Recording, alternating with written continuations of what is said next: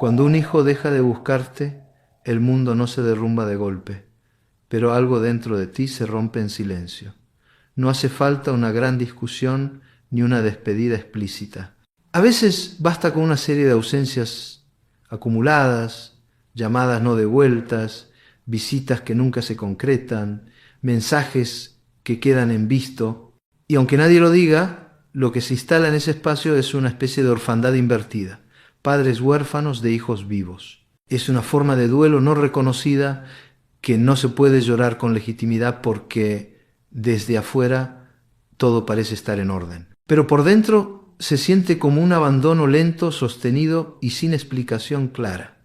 No se trata solo de extrañar, se trata de no entender, de mirar hacia atrás y no encontrar una razón evidente. ¿Qué hice mal? Es la pregunta que resuena, aunque muchas veces quede enterrada bajo capas de orgullo, negación o simple desconcierto. Porque cuando uno ha dado lo mejor que pudo, o al menos eso cree, cuesta aceptar que ese esfuerzo no haya sido suficiente para mantener el vínculo vivo. Y sin embargo muchas veces no es desamor, no es ingratitud, es dolor acumulado, heridas pequeñas y repetidas que nunca fueron vistas. Formas de amar que, aunque bien intencionadas, se sintieron como presión, juicio o condición. El hijo que se aleja no siempre lo hace porque no quiere, sino porque no puede. Porque acercarse implica volver a un lugar que dolió más de lo que se pudo expresar. Es difícil escuchar esto sin ponerse a la defensiva. El instinto natural es justificarse. Lo hice por su bien, quería lo mejor, así me criaron a mí. Y puede que todo eso sea cierto. Pero la verdad emocional no se mide por las intenciones, sino por el efecto que dejamos en el otro. Y si el efecto fue el peso, la exigencia, la sensación de no ser suficiente, entonces hay algo que revisar, no para castigarse, sino para comprender. Hay padres que aman profundamente, pero que aman desde el miedo, desde el control, desde la necesidad de moldear. Y eso, con el tiempo, cansa. Porque nadie quiere vivir siendo proyecto de alguien más. Los hijos, aunque salidos de uno, no nos pertenecen. No vinieron al mundo para llenar vacíos emocionales, ni para validar decisiones pasadas. Vinieron a ser, y si el espacio que les dimos no fue seguro, si no se sintieron vistos en su verdad, es natural que se hayan ido.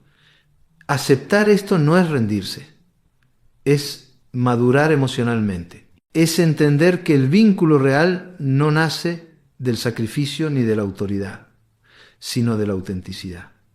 Que estar presente no siempre significa estar cerca y que a veces el verdadero amor comienza cuando dejamos de exigir amor a cambio. Y si en vez de preguntar por qué se alejó, te atrevieras a mirar cómo se sintió estando cerca, ¿qué pasaría si en lugar de buscar razones afuera, exploraras lo que tu propia historia emocional dejó sin resolver? ¿Estás dispuesto a escucharte con la misma atención con la que siempre pediste ser escuchado? Mirarse con honestidad no es un ejercicio cómodo, pero sí profundamente necesario. La mayoría de las personas no quieren ser padres ausentes, ni invasivos, ni duros. Pero la crianza no se trata solo de intenciones, se trata de impacto. Y el impacto emocional de una infancia, incluso en los hogares más estables, puede dejar huellas invisibles que se manifiestan años después. En forma de silencio, evasión o distancia emocional, muchos hijos crecieron aprendiendo a no incomodar, a no mostrar lo que sentían para no decepcionar, a ocultar el miedo, la rabia o la tristeza porque sabían intuitivamente que esas emociones no eran bienvenidas. No porque se dijera abiertamente, sino porque el clima emocional no las sostenía. Y cuando eso ocurre, el vínculo se transforma. Ya no es un espacio de encuentro, sino un escenario en el que hay que actuar. Actuar para ser aprobado, actuar para no desentonar, actuar para pertenecer. Con el tiempo eso agota, porque uno puede amar profundamente a sus padres y al mismo tiempo necesitar alejarse de ellos para protegerse. No porque no se les quiera, sino porque estar cerca implica volver a sentir lo que dolió. La distancia en muchos casos no es un castigo, es un mecanismo de protección emocional. Y quien no ha vivido esto desde dentro tiende a interpretarlo como frialdad o traición, pero es más complejo, mucho más humano. No se trata de justificar todo lo que un hijo haga, tampoco de asumir culpas ajenas, pero sí de entender que el amor, cuando se mezcla con miedo, con presión o con expectativa, deja de sentirse como amor, se vuelve carga, se vuelve exigencia, y ningún hijo quiere sentirse en deuda eterna. Por eso cuando los padres recurren al chantaje emocional, aunque sea sutil, se rompe algo. Frases como, después de todo lo que hice por ti, o cuando yo no esté, ¿te vas a arrepentir?, no provocan cercanía, generan culpa. Y la culpa no construye lazos, los destruye. Una relación no mejora por obligación ni por lástima. Mejora cuando se vuelve emocionalmente habitable, cuando hay espacio para la diferencia, para el desacuerdo, para la libertad. Y eso no se logra con ruegos ni reproches. Se logra desde una transformación interna, la de quien decide amar sin poseer, acompañar sin dirigir, aceptar sin condicionar.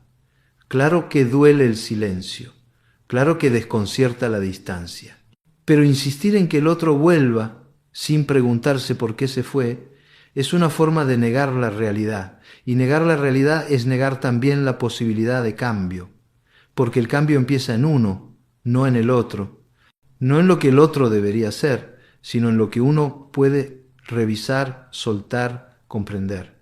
Ser padre o madre no otorga superioridad moral, otorga en todo caso una responsabilidad emocional, y esa responsabilidad no termina cuando los hijos se hacen adultos. Se transforma, deja de ser protección para convertirse en respeto, deja de ser dirección para convertirse en presencia. Y si no se hace ese tránsito, lo que debería ser un vínculo de confianza se vuelve un territorio de conflicto sutil.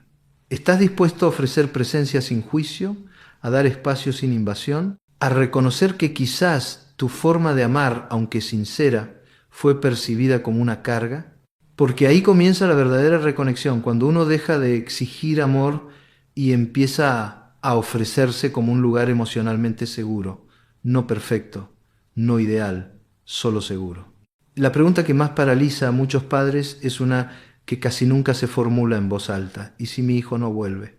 Hay algo profundamente humano en esa incertidumbre, porque no estamos preparados para que el amor no sea correspondido, menos aún cuando ese amor fue el que nos sostuvo durante años. Pero es en esa pregunta, en su dolor, en su crudeza, donde se esconde una de las claves más importantes del proceso: la necesidad de dejar de esperar que el otro repare lo que uno mismo debe revisar. Esperar que el hijo dé el primer paso puede parecer justo. Él fue quien se alejó, yo siempre estuve disponible, nunca le cerré la puerta. Y sin embargo, esas frases repetidas desde la incomprensión terminan siendo muros, porque la verdadera apertura no está en una puerta física entreabierta, sino en una disposición emocional real. Estar disponible no es lo mismo que estar accesible.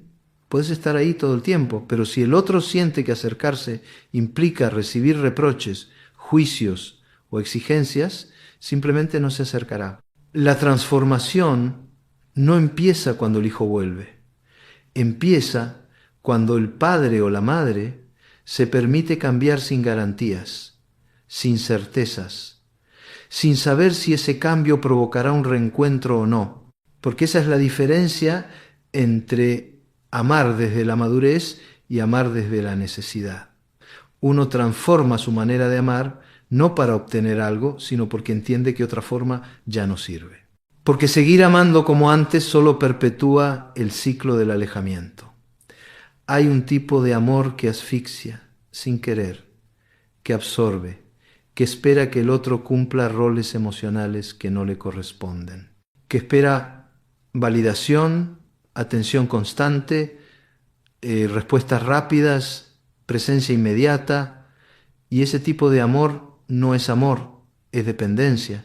Y aunque suene duro, los hijos no nacieron para llenar vacíos, ni para consolar la soledad de sus padres, ni para cumplir los sueños que ellos no pudieron realizar. Cargar con eso es injusto. Y cuando un hijo lo percibe, aunque no lo diga, se aleja, no por desprecio, sino por necesidad de respirar. Entonces, ¿qué hacer cuando el vínculo sea debilitado? Lo primero no es actuar hacia afuera, sino hacia adentro. No es escribir, ni llamar, ni insistir.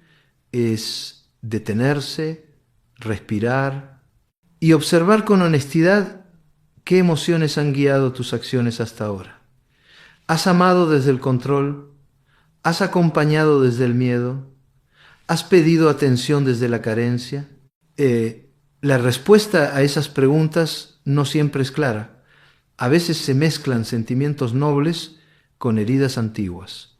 Pero es ahí donde empieza la madurez emocional, en reconocer que uno también tiene pendientes, que también arrastra historias no resueltas y que no es el hijo quien debe sanarlas. A muchos les cuesta este paso porque confunden transformación con rendición. Creen que cambiar es ceder, que reconocer errores es perder autoridad, pero es todo lo contrario. Solo una persona verdaderamente fuerte es capaz de mirarse sin autoengaño. Solo quien se respeta a sí mismo puede cambiar sin arrastrar al otro con exigencias, porque el respeto no se impone, se inspira. ¿Estás dispuesto a cambiar tu manera de amar aunque el otro nunca vuelva? ¿A sanar tu parte, incluso si la historia no se reescribe? ¿Puedes vivir con la paz de haber hecho lo que te corresponde sin esperar que el otro confirme tu valor? Aceptar que el otro puede no volver es quizás una de las pruebas más duras de amor verdadero, porque implica amar sin garantía de reciprocidad, implica dejar de usar el afecto como una moneda de cambio, implica también una forma de renuncia. Renunciar a la fantasía de una reparación perfecta, a la imagen idealizada de la familia reunida, al deseo de que todo vuelva a ser como era. Y eso duele, pero también libera. Porque cuando uno suelta la necesidad de controlar el resultado, empieza a encontrarse consigo mismo. Y ese encuentro, aunque solitario al inicio, puede ser profundamente transformador. Muchos padres no saben quiénes son, sin el rol de cuidadores, de solucionadores, de guías.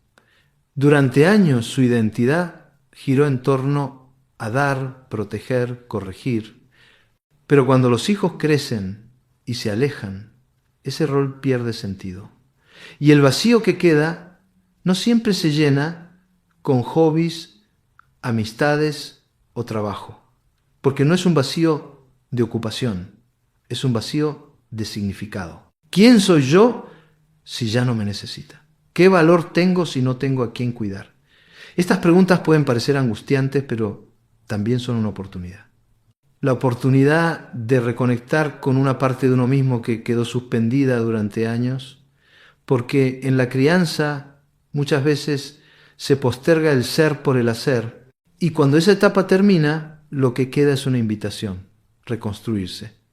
No para agradar, no para recuperar a los hijos, sino para recuperar la propia vida, la dignidad de estar en paz consigo, la alegría de estar vivo, aunque algunas relaciones duelan.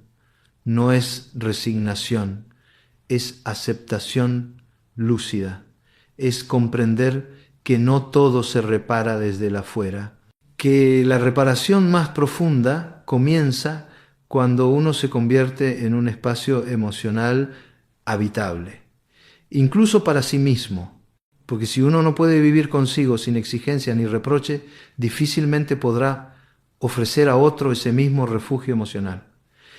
Y los hijos, aunque adultos, siguen necesitando refugios, no refugios materiales, refugios emocionales, lugares donde puedan ser sin miedo al juicio, donde puedan mostrarse vulnerables sin temor a la corrección inmediata, donde no tengan que rendir examen cada vez que se acercan.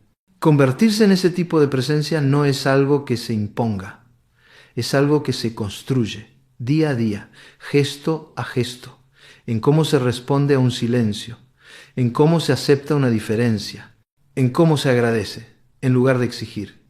Porque la gratitud también puede ser una forma de reconexión.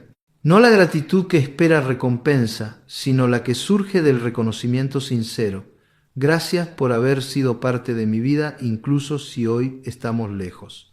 Y a veces el cambio empieza por una carta no enviada, por unas palabras escritas no para convencer, sino para entender, para poner en orden lo que se siente, para darle voz a lo que se calló por años. No se trata de acusar ni de exigir. Se trata de contar la propia historia con humildad, con dignidad, con verdad, sin adornos, sin manipulación, solo verdad emocional, porque cuando uno se muestra de forma honesta, sin expectativa de resultado, algo cambia. Tal vez no en el otro, pero sí en uno. Y eso ya es un primer reencuentro con la propia humanidad. Puedes imaginarte siendo un refugio, incluso si nadie entra. Puedes ser paz, incluso si el otro aún no vuelve. Puedes sostenerte con amor, incluso si el amor del otro no se manifiesta como esperabas. La mayoría de los vínculos rotos no lo están por un hecho puntual, sino por una suma de momentos pequeños que no fueron atendidos. Gotas constantes de incomodidad, de sentirse incomprendido, juzgado, presionado.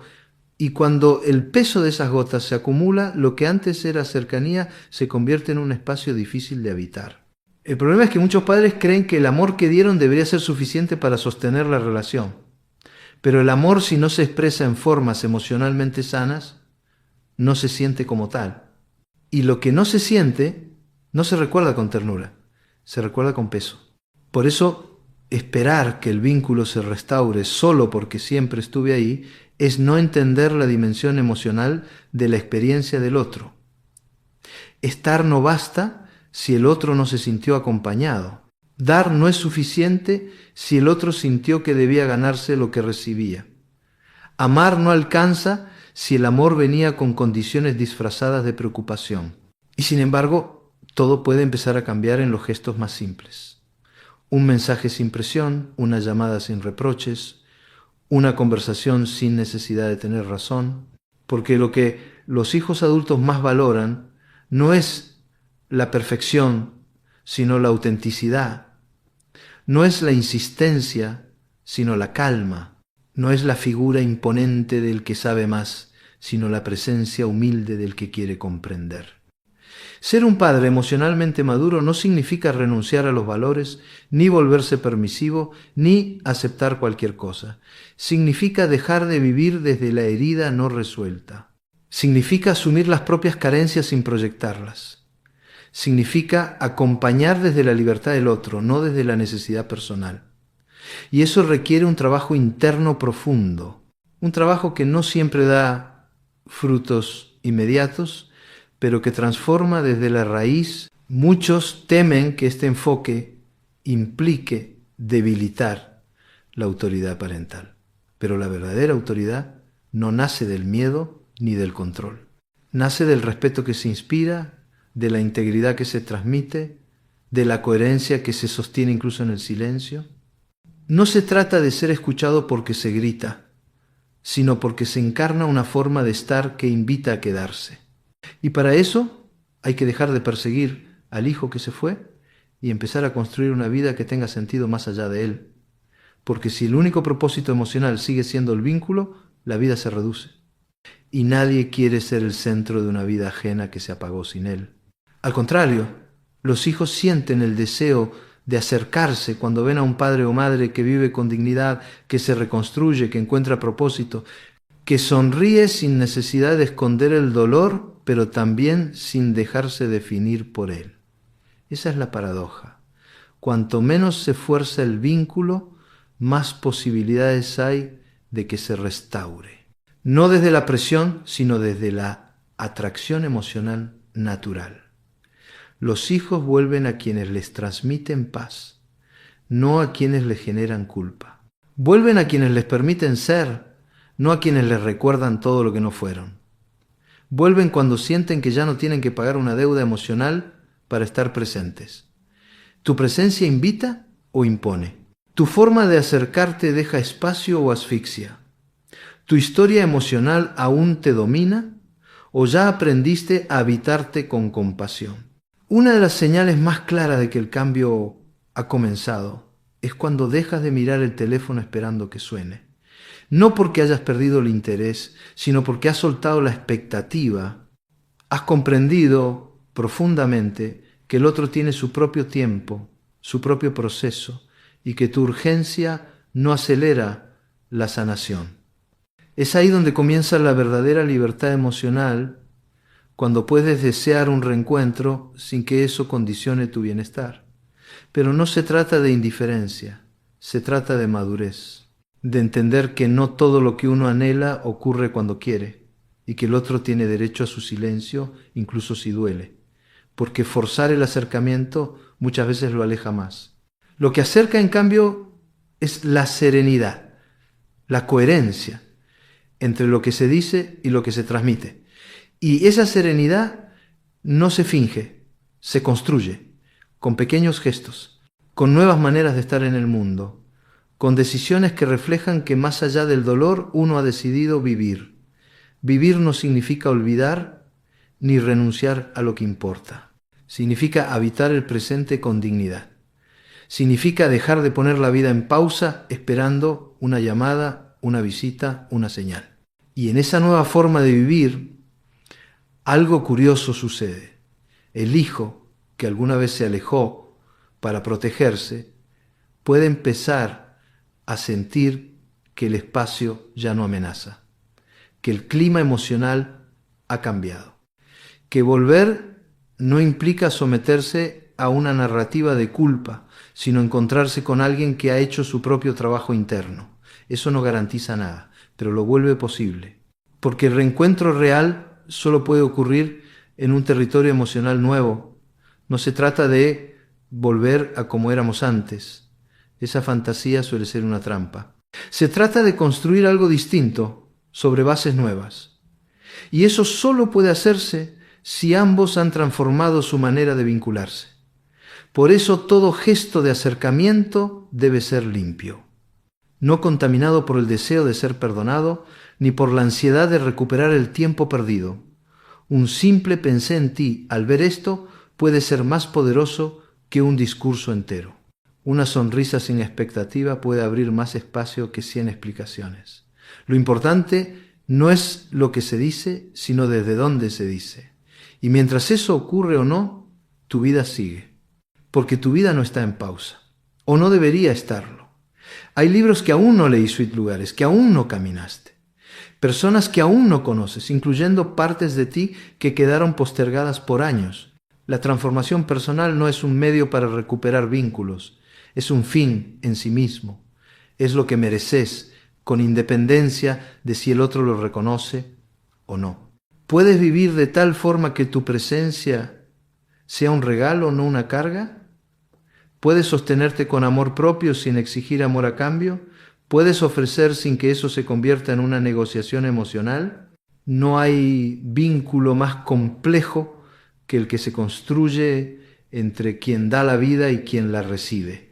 Y sin embargo, no basta con haber estado al principio. Lo que realmente importa es cómo se sigue estando, no como una sombra que persigue, ni como una voz que corrige, sino como una presencia que acompaña, sin ruido, sin urgencia, con respeto. A veces no habrá reencuentro, y eso también es parte de la historia.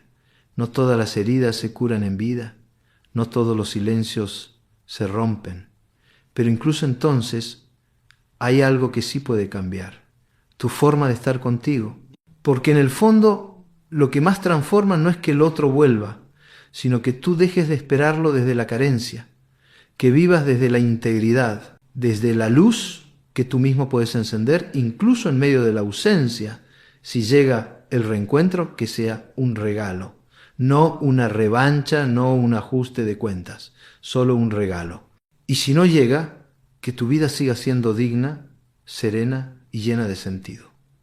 Porque al final, amar bien también es soltar bien, sin resentimiento, sin rencor, solo con verdad. ¿Estás listo para vivir desde ahí?